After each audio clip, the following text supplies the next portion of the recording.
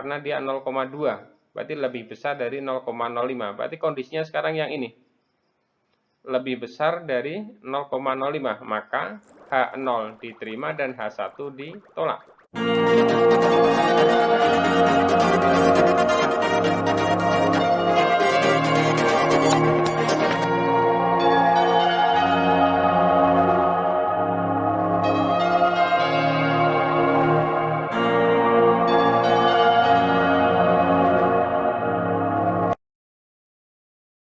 Sobat milenial, selamat berjumpa lagi di rumah milenial akuntansi. Pada kesempatan ini kita akan membahas materi tentang uji normalitas, yang merupakan bagian dari uji asumsi klasik dengan menggunakan SPSS.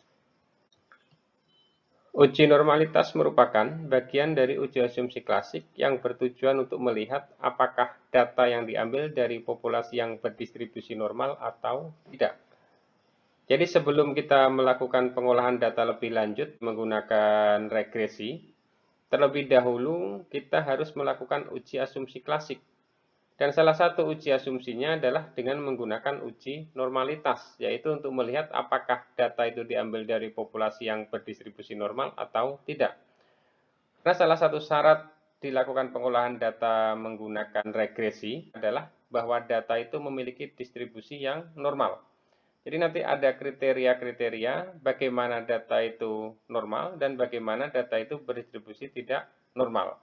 Untuk itulah dilakukan uji normalitas. Di mana uji normalitas yang dapat dilakukan yaitu dengan menggunakan uji Kolmogorov-Smirnov. Setelah diketahui data berdistribusi normal, baru dapat dilakukan pengolahan data dengan menggunakan regresi seperti regresi sederhana maupun regresi berganda. Sebagai contoh, kita akan melakukan uji normalitas terhadap data tinggi badan mahasiswa. Di sini ada 25 mahasiswa ya.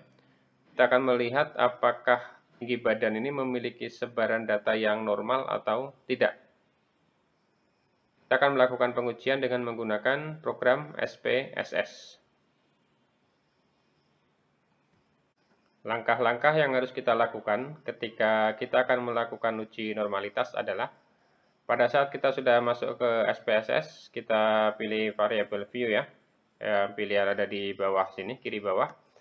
Kemudian kita definisikan variabel yang akan kita uji. Di sini di name bisa kita buat TB.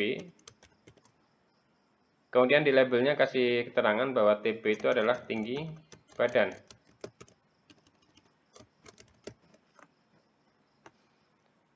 Kemudian jika sudah, karena hanya ada satu variabel yang akan kita uji, kemudian kita pilih data view yang pojok bawah kiri ini. Ya, di sini sudah muncul nama variabelnya yaitu TB. Selanjutnya kita masukkan datanya, kita ambil dari Microsoft Excel ya, kita kopikan. Di sini ada 25 data ya, kita blok. Kemudian Ctrl C. Kemudian dipastekan di SPSS ya, tekan Ctrl V. Muncul ini sudah masuk. Ini semuanya ada 25.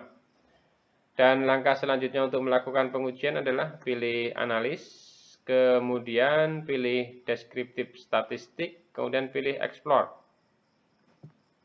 Ya, di sini muncul ada dependent list, kemudian ada factor list, ada label cache by.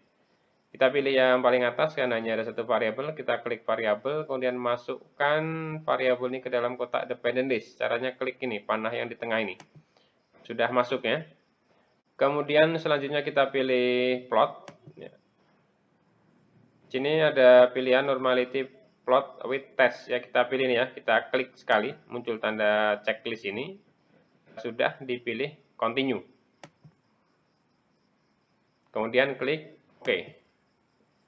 Ya, selanjutnya di sini sudah muncul output dari uji normalitas atau test of normality. Sekarang kita interpretasikan output dari SPSS ini untuk uji normalitas. Dimana kita ajukan hipotesis terlebih dahulu. Yang pertama, hipotesis H0. Data diambil dari populasi yang berdistribusi normal. Kemudian H1. data diambil bukan dari populasi yang berdistribusi normal. Jadi H0-nya dari populasi yang berdistribusi normal, H1-nya bukan dari populasi yang berdistribusi normal. Hipotesis inilah yang akan kita lakukan pengujian. Kriteria pengujiannya adalah jika alfa kurang dari 0,05, maka H0 ditolak dan H1 diterima. Kemudian jika alfa lebih besar dari 0,05, maka H0 diterima dan H1 ditolak. Jadi ini H0 dan H1-nya. Sekarang kita lihat mana yang dimaksud dengan alfa di sini. Apakah lebih besar dari 0,05 atau lebih kecil dari 0,05. Kita fokus angkanya ke ini. Sig yang ada pada Kolmogorov-Smirnov ini. Karena pengujian yang kita lakukan dengan menggunakan Kolmogorov-Smirnov. Sini angkanya adalah titik 200, artinya 0,200. Kita bandingkan dengan ini tadi. Apakah dia berada di atas 0,05 atau di bawah 0,05. Berarti di sini 0,2 ya, 0,200. Artinya dia berarti lebih besar dari 0,05. Karena dia 0,2, berarti lebih besar dari 0,05. Berarti kondisinya sekarang yang ini. Lebih besar dari 0,05, maka H0 diterima dan H1 ditolak. Ini dia, H0, ini H1. Berarti kalau H0 yang diterima, kesimpulannya adalah data diambil dari populasi yang berdistribusi normal. Karena hipotesis H0-nya adalah data diambil dari populasi yang berdistribusi normal. Sedangkan yang H1, data diambil bukan dari populasi yang berdistribusi normal, ditolak.